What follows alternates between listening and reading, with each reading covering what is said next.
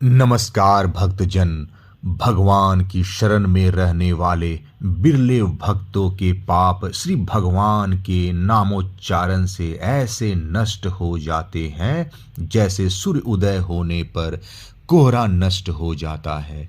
जिन्होंने अपने भगवत गुण अनुरागी मन मधुकर को भगवान श्री कृष्ण के चरणारविंद मकरंद का एक बार पान करा दिया, उन्होंने सारे प्रायश्चित कर लिए।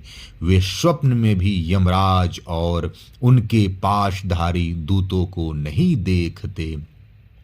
इसी संदर्भ में कन्नौज के दासीपति ब्राह्मण अजामिल की कथा आती है। अजामिल बड़ा ही शास्त्रज्ञ, शीलवान, सदाचारी व सद्गुणों का खजाना था। ब्रह्मचारी, विनयी, जितेंद्रिय, सत्यनिष्ठ, मंत्रवेता और पवित्र भी था। इसने गुरु, अग्नि, अतिथि और वृद्ध पुरुषों की सेवा की थी। अहंकार तो इसमें था ही नहीं। यह समस्त प्राणियों का हित चाहता, उपकार करता, आवश्यकता के अनुसार ही बोलता और किसी के गुणों में दोष नहीं ढूंढता था। एक दिन वन में फल फूल समिधा व कुश लाते समय अजामिल ने एक कामी व निर्लज भ्रष्ट शूद्र को शराब पीकर एक वेश्या के साथ विहार करते हुए देखा। वेश्या भी शराब पीकर अर्धनग्न अवस्था में मतवाली हो रही थी। अजामिल उन्हें इस अवस्था में देखकर सहसा मोहित व काम के वश में हो गया। उसने अपने धैर्य व ज्ञान के अनुसार अपने काम विवेक से विचलित मन को रोकने की बहुत कोशिश की, परंतु उस वेश्या को निमित्त बनाकर काम पिशाच ने अजामिल के मन को ग्रस लिया।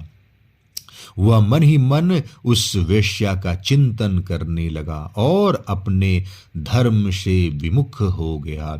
उस उल्टा को प्रसन्न करने के लिए अजामिल ने अपने पिता की सारी संपत्ति भी दे डाली। वह अपनी कुलीन नवविवाहिता पत्नी तक का त्याग कर दिया। धन पाने की चेष्टा में वह पतित कभी बटोहियों को बांध कर उन्हें लूट लेता, कभी लोगों को जुए के छल से हरा देता। किसी का धन धोखाधड़ी से ले लेता तो किसी का चुरा लेता।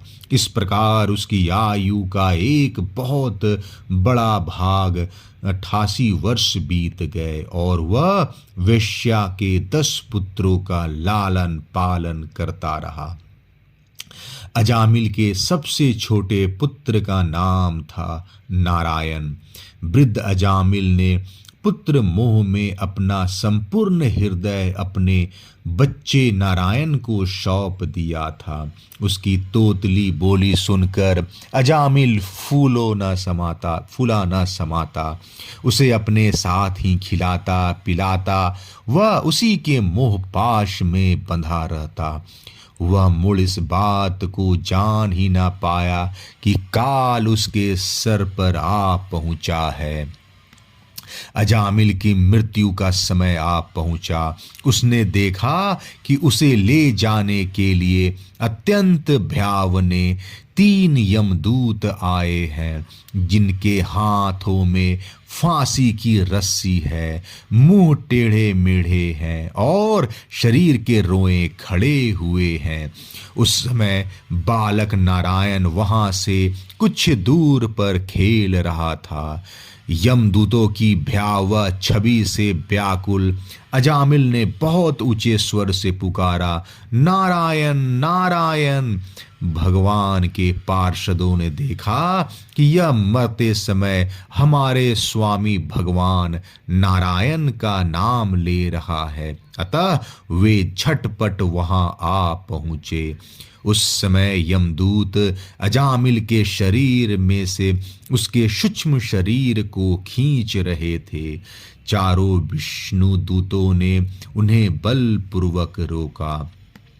यमदूतों ने कहा कि इस पापी अजामिल ने शास्त्राज्ञा का उल्लंघन करके स्वच्छंद आचरण किया है। इसने अनेकों वर्षों तक वेश्या के मल समान अपवित्र अन्न से अपना जीवन व्यतीत किया है। इसका सारा जीवन पापमय है और इस पापी के पापों का प्रायश्चित दंड पानी भगवान यमराज के पास नरक यातनाएं भोग कर ही होगा। भगवान के पार्षदों ने कहा, यमदूतों, इसने कोटि जन्म की पाप राशि का पूरा पूरा प्रायश्चित कर लिया है, क्योंकि इसने विवश होकर ही सही भगवान के परम कल्याण में मोक्ष पद नाम का उच्चारण कर लिया है। जिस समय इसने नारायण इन 4 अक्षरों का उच्चारण किया, उसी समय इस पापी के समस्त पापों का प्रायश्चित हो गया। भगवान ना उच्चारण बड़े से बड़े पाप को काटने की सामर्थ्य रखता है, क्योंकि भगवान के नाम के उच्चारण से मनुष्य की बुद्धि भगवान के गुण, लीला और स्वरूप में रम जाती है और स्वयं भगवान को भी उसके प्रति आत्मीय बुद्धि हो जाती है। संकेत में, परिहास में, तान अलापने में अथवा किसी की अवहेलना करने में भी यदि कोई नाम उच्चारण करे तो उसके सारे पाप नष्ट हो जाते हैं।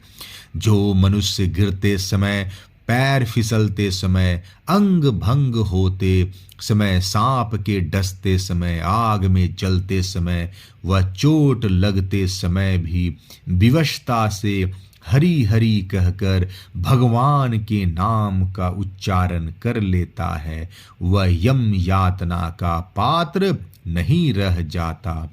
यमदूतों, जैसे जाने या अनजाने में ईंधन से अग्नि का स्पर्श हो जाए तो वह भस्म हो ही जाता है, वैसे ही जानबूझकर या अनजाने में भगवान के नामों का संकीर्तन करने से मनुष्य के सारे पाप भस्म हो जाते हैं। जैसे कोई परम शक्तिशाली अमृत को उसका गुण न जानकर अनजाने में पी ले तो भी अमृत उसे अमर बना ही देता है, वैसे ही अनजाने में उच्चारण करने पर भी भगवान का नाम अपना फल देकर ही रहता है। अजामिल ने श्री भगवान का नाम नारायण का उच्चारण किया है, अतः यमदूतों, तुम अजामिल को मत ले जाओ। भगवान के पार्षदों ने भागवत धर्म का पूरा पूरा निर्णय सुना दिया। वह अजामिल को यमदूतों के पाश से बचाकर मृत्यु के मुख से छुड़ा लिया। अजामिल ने यमदूतों व विष्णु दूतों के सारे संवाद को देखा व सुना। वह यमदूतों के फंदे से छूटकर निर्भय व स्वस्थ हो गया। सर्व पापहारी भगवान की महिमा सुनने से अजामिल के हृदय में शीघ्र ही भक्ति का उदय हो गया। उसे अपने जीवन पर बहुत पश्चाताप होने लगा। उसके हृदय में संसार के प्रति तीव्र वैराग होने लगा। अजामिल सब के संबंध और मोह को छोड़कर हरिद्वार चला गया। योग मार्ग व आत्मचिंतन का आश्रय लेकर अजामिल ने इंद्रियों, मन व बुद्धि को विषयों से पृथक कर भगवान में लीन कर दिया। तब उसने देखा कि उसके सामने वही चारों विष्णु दूत खड़े हैं जिन्हें उसने पहले देखा था। अजामिल ने सिर झुकाकर उन्हें नमस्कार किया। उनका दर्शन पाने के बाद अजामिल ने उसी तीर्थ हरिद्वार में गंगा के तट पर अपना शरीर त्याग दिया और तत्काल भगवान के पार्षदों के साथ स्वर्ण में विमान पर आरूढ़ होकर आकाश मार्ग से भगवान लक्ष्मीपति के निवास स्थान बैकुंठ को चला गया। भगवान के नाम में इतने पापों को काटने की शक्ति है जितने पाप मनुष्य कर भी नहीं सकता।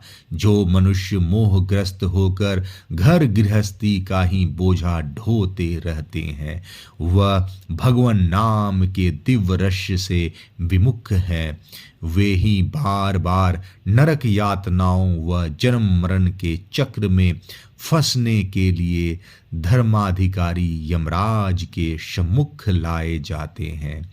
बड़े से बड़े पापों का सर्वोत्तम अंतिम और पाप वासनाओं को भी निर्मूल कर डालने वाला प्रायश्चित यही है कि केवल श्री भगवान के गुणों, लीलाओं और नामों का कीर्तन किया जाए। भगवान के आश्रित भक्तों की ओर यमदूत आंख उठाकर भी नहीं देखते। कलयुग केवल नाम आधारा, सिमर सिमर नर उतरहि पारा। जय श्री कृष्ण।